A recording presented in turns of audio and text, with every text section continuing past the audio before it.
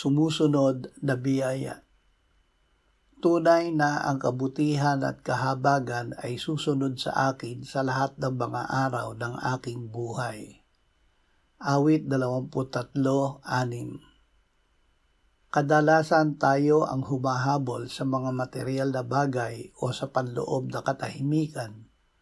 Ngunit sa katotohanan, ang kabutihan at awa ng Diyos ang humahabol at sumusunod sa atin. Hindi tayo nag-iisa. Kahit sa gitna ng pagsubok, kasama natin ang Diyos at ang kanyang biyaya ay laging nasa likuran natin, handang umalalay at kumupkop sa atin hanggang sa wakas.